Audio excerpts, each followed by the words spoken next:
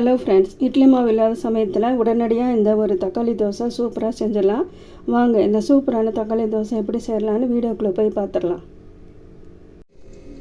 Hello friends, welcome back to my channel. வீட்டில் இட்லி மாவு இல்லைன்னா கவலைப்படாதீங்க. தக்காளி வச்சு சூப்பரான ஒரு தக்காளி தோசை டேஸ்டியாக எப்படி செய்யலான்னு பார்க்கலாம். இந்த தக்காளி தோசை உடனடியாக சீக்கிரமாக செஞ்சிடலாம். வீட்டில் இருக்கிற பொருட்களை வச்சு சூப்பரான ஒரு தக்காளி தோசை எப்படி செய்யலான்னு பார்க்கலாம். அதுக்கு தேவையான பொருட்கள் பார்த்தோன்னா 2 சின்ன தக்காளி நல்லா கழுவிட்டு பொடியாக கட் பண்ணியிருக்கேன். இந்த பவுல் நிறைய அரிசி மாவு, கடையில் விற்கிற அரிசி மாவு தான் எடுத்திருக்கேன். நீங்கள் வீட்டில் யூஸ் பண்ணுற அரிசி மாவு எடுத்துக்கலாம்.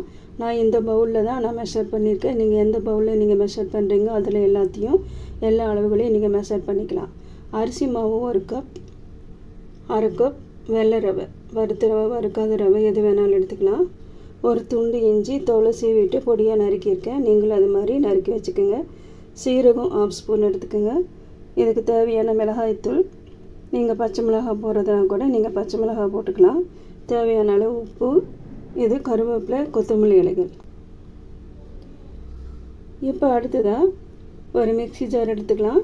மிக்ஸி ஜார் எடுத்துகிட்டு ரவை, தக்காளி, சால்ட்டு, மிளகாய்த்தூள் எல்லாத்தையும் போட்டு மிக்ஸி ஜாரில் போட்டு நல்லா நைஸாக நம்ம அரைச்சி எடுத்துகிட்டு வந்துடலாம். இப்போ இது மாதிரி மிக்ஸி ஜார் எடுத்துக்கோங்க. ரவை இதில் போட்டுடலாம். மிளகாய்த்தூள், இதுக்கு தேவையான சால்ட்டு, அதுக்கப்புறமா தக்காளி போட்டு நைஸாக அதை அரைச்சி எடுத்துகிட்டு வந்துடலாம்.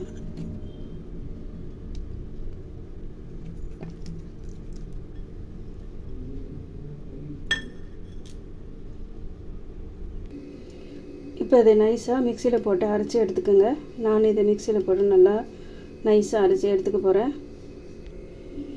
இப்போ ஒரு பாத்திரம் எடுத்துக்கிட்டேன். பாத்திரம் எடுத்துகிட்டு மிக்சியில் அரைச்ச விழுது இதில் போட்டாச்சு. அதுக்கப்புறமா எடுத்து வச்சுருக்கிற அரிசி மாவு இதில் போட்டுக்கலாம். அதுக்கப்புறமா இஞ்சி, சீரகம், கருவேப்பிலை, கொத்தமல்லி போட்டுட்டு மிக்ஸி ஜாரில் கொஞ்சமாக தண்ணி அலசி இதில் ஊற்றிக்கலாம்.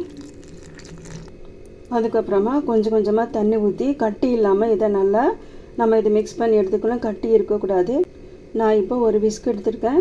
தேவையான அளவு தண்ணி, தோசைக்கு நம்ம ஊற்றுறதுக்கு தோசை மாவு பதம் நமக்கு தெரியும், அந்த அளவுக்கு தண்ணி ஊற்றி இதை நல்லா மிக்ஸ் பண்ணிக்கணும். கொஞ்சமாக தண்ணி ஊற்றி இதை மிக்ஸ் பண்ணிக்கலாம். கட்டி இல்லாமல் இதை மிக்ஸ் பண்ணிடலாம்.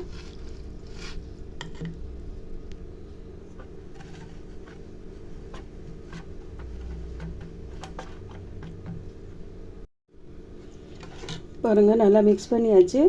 இந்த பதத்துக்கு இருக்கணும். இப்போ ஸ்டவ் பற்ற வச்சு ஒரு தோசைக்கல் வச்சுருக்கேன். தோசைக்கல் ஹீட் ஆகிடுச்சு. லேசாக எண்ணெய் தடவி இந்த தோசையை ஊற்ற ஆரம்பிச்சிடலாம். சூப்பரான தோசை சீக்கிரமாக வீட்டில் ரெடி பண்ணிடலாம். இட்லி மாவு இல்லைன்னு நீங்கள் கவலைப்பட வேண்டியதில்லை. இந்த தோசை அப்படியே சாப்பிட்லாம். சைட் டிஷ் வேணும்னா தேங்காய் சட்னி, புதினா சட்னி, கொத்தமல்லி சட்னி, வெங்காய சட்னி, தக்காளி சட்னி, அது மாதிரி உங்களுக்கு இஷ்டமான சட்னி வச்சு நீங்கள் சாப்பிட்லாம். பாருங்கள், தோசைக்கல் ஹீட் ஆகிடுச்சு. லேசாக எண்ணெய் தடவிருக்கேன். இப்போ மாவை எடுத்து ஊற்றி சூப்பரான தக்காளி தோசை நம்ம செஞ்சு சாப்பிட்லாம்.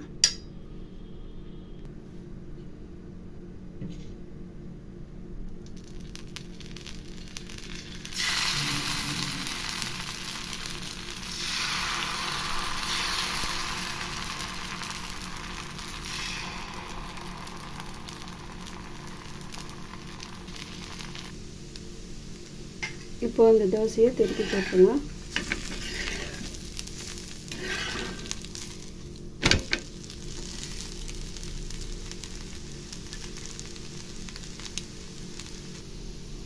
இப்போ இந்த தோசை ரெடி ஆயிடுச்சு. நம்ம எடுத்துடலாம். இதே மாதிரி எல்லா தோசையும் நம்ம ரெடி பண்ணி எடுத்துடலாம்.